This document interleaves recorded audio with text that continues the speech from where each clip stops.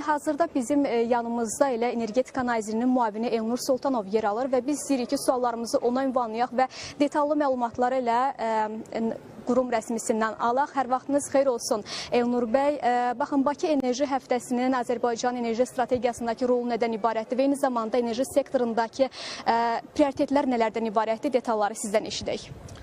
Bəli, yəni bu ilki Bakı Enerji Həftəsi də bugünə qədər olan attığımız addımların həm özümüz, həm ətrafımızdakı ölkələr üçün əldə etdiyimiz uğurların qeydi, necə deyirlər, onların bayram edilməsi və yeni layihələr, yeni proyektlər üzərində müqavilələr, danışıqlar prosesləri ilə yadda qalacaq. Belə baxsanız, Azərbaycan müstəqilliyini yenidən əldə edildikdən sonra çox ehtiyatlı bir şəkildə neft sənayesi ilə başladı və çox doğru qərarla bunu tək başına yox, beynəlxalq şirkətləri, onların finans ehtiyatları və bilikləri də daxil olmaqla, yeni texnologiyalar daxil olmaqla onlarla başladı. Daha sonra 2000-ci illərdə biz təbii qaz sahəsində də regional maştabda və qlobal mənada belə öz sözünü deyən bir ölkəyə çevrildik. Təbii qaz da daxil oldu bizim, necə deyirlər, portfelimizə. 2020-ci ildən başlayaraq bərpa olunan enerji bu üçüncü dalğa, əgər neft birinci dalğa, təbii qaz ikinci dalğa idisə, 2020-ci ildən üçüncü dalğa bərpa olunan enerji dalğası başladı. Və bu sahədə də mənə elə gəlir ki, Azərbaycan əlbəttə ki, ölçüsü etibarilə regional olaraq bir liderdir və bu liderliyi əslində qlobal təsirlərə gətirib çıxaracaq, müsbət təsirlərə gətirib çıxaracaq da proyektlər üzərində işləyir. Bildiyiniz kimi Qaradəniz üzərindən olsun, Naxçıvan üzərindən olsun, Avropaya doğru açılan xətlərimiz və bu istiqamətdə gedən işlər bunlara misal olaraq verilə bilər. Və dördüncü cəbhə, necə deyərlər, bu üç dalğa yanında dördüncü dalğa enerji səmərəliliyi sahəsi olacaq. Çünki bu sahə əslində, bu İngiliscədə də bir ifadə var, yəni aşağıda olan, ağacın aşağı hissəsində olan meyvəyə oxşuyur. Tam toplanmamış sahədir, yeni sahədir, bakir bir sahədir və bizə gəlir ki, enerji səmərəliliyi öz-özlüyündə yeni enerji mənbəyi ola biləcək. Necə deyərlər, bizim bəzi neft quyularımızla, qaz quyularımızla müqayisə edilə biləcək ölçüdə Azərbaycana yeni enerji verə biləcək bir sahədir. Çünki siz qənaət elədiyiniz enerji bir mənbəyə çevrilir. Misal üçün biz Mingəçevirdə Azərbaycan İstilik Elektrik Stansiyasında apardığımız modernizasiya Azərenerjinin təşəbbüsləri ilə, başçılığı ilə apardığımız tədbirlər nəticəsində 100 milyonlarla kubmetr qaza qənaət edilir və bu qazdan əlbəttə ki, daxildə istifadə oluna bilər və ya xaricdə, bu xaricə ixrac edilərək Azərbaycan müddəsinə və Azərbaycan xalqına geri dönüş eləyə bilər. Məncə bu dördüncü dalğayla bir mənada yadda qaldı. Və beşinci məsələ, müşahidə olunan məsələ nədən ibarət idi? Mənim qeyd elədiyim bütün o dalğalarda Azərbaycan xam neftlə və xam qazla başladı bu əməkdaşlığa.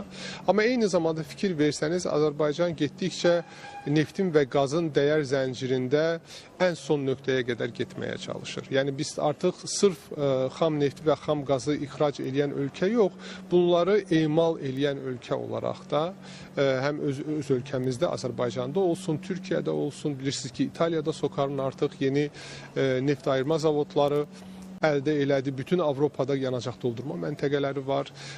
Gübrə ixrac eləməyə başlayırıq ciddi ölçülərdə. Yəni Azərbaycan sadəcə xam neft qazla qalmayıb, bunların mümkün ola biləcəyi ən çox dəyər əldə eləməklə bunları həm Azərbaycanda, həm də qonşu ölkələrdə həyata keçirməyə başlayır. Bu hissəsi getdikcə daha çox vurğulanan bir aspektə çevrilir və maraqlı olan məqam bundan ibarətdir ki, Azərbaycanın neft və qaz sahəsində yaratdığı alyanslar, yaratdığı əməkdaşlıqlar bir mənada bizim yeni sahələrə hərəkət edərkən işimizə çox yarayır. Yəni, çünki proyektlər və beynəlxalq proyektlər bir-birlərinə çox fərqlənməz. Bunlar ciddi miqdarda etibar tələb edir, bunlar ciddi miqdarda maliyyə mənbələri tələb edir, bunlar ciddi mənada və ölçülərdə kollektiv hərəkət tələb edir və biz əvvəlki proyektlərimizdə həyata keçirdiyimiz o proyektlərdə əldə etdiyimiz nəticə sadəcə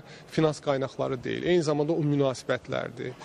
Beynəlxalq banklarla olan münasibətlərdir, beynəlxalq şirkətlərlə olan münasibətlərdir, siyasi müstəvidə yaranan münasibətlərdir ki, eyni münasibət bəlkə də bizə neftin və qazın gətirdiyi vəsait qədər siyasi dividend gətirir ki, biz o siyasi dividendi bu dəfə bərpa olunan sahəyə, enerji səmərəli sahəsinə və dediyim kimi dəyər zəncirinin daha aşağı təbəqələrində yeni proyektlərin həyata keçirilməsi üçün istifadə edirik. Elnur bəy, son olaraq bir sual da əlavə olaraq vermək istəyirdim. Qarabağ və Şərqi Zəngəzurda yaşıl enerji zonası ilə bağlı hansı layihələr icra olunur? Qısa olaraq sizdən xahiş edirik. Bilirsiniz, Qarabağ və Şərqi Zəngəzurda artıq biz 300 megavatın üzərində deməli su elektrik stansiyalarından istifadə edirik və mən sizə bunu qeyd edeyim ki, burada artıq yaşıl mənbələrdən alınan elektrik enerjisi bu iki regionda istehlak edilən elektrik enerjisindən daha çoxdur və bir mənada artıq qalan yaşıl enerjini bu iki regionumuz Azərbaycanın digər regionlarına ötürmüş olur. Hal-hazırda BP tərəfindən bilirsiniz ki, Cəbrayılda 240 megavatlıq nəhəng bir günəş elektrik stansiyası tikilir. Bunun sahəsi təqribən 500 hektar bir ərazini tutacaq bir layihədir və oranın yaşıl elektronları Sanqaçal terminalının bir mənada elektrik enerjisi ilə təmin edəcək və Sanqaçal terminalında hal-hazırda elektrik enerjisi əldə etmək üçün yandırılan qazlar da, necə deyirlər, azad olacaq, qənaət ediləcək və bu Azərbaycan dövlət tərəfindən öz daxili ehtiyacları istiqamətində və ya ixrac üçün istifadə olunacaq. Digər bir məsələ yenə Cəbrayıl rayonunda Azərbaycan şirkətləri tərəfindən hərəsi 50 megavat olmaqla elektrik stansiyaları tikilir, günəş elektrik stansiyaları tikilir və biz artıq Araz çayı üzərində bilirsiniz ki, Xudafərin Qız qalası uzun müddətdir o layihə davam eləyirdi. Artıq ambar tamamlanıb, ambarların açılışı da oldu, cənab prezident də orada iştirak eləmişdi. Hal-hazırda oradakı su elektrik stansiyalarının tikintisi istiqamətində ciddi addımlar atılır və mənə elə gəlir ki, 2 il yarım ərzində biz əlavə 140 megavatlıq enerji deməli mənbəyinə sahib olacağıq.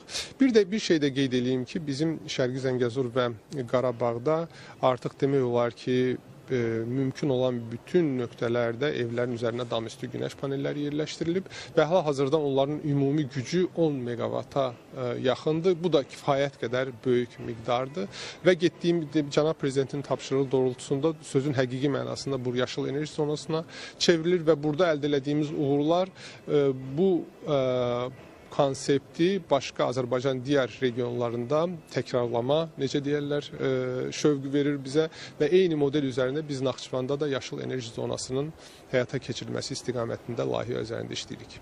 Çox sağ olun, təşəkkür edirəm.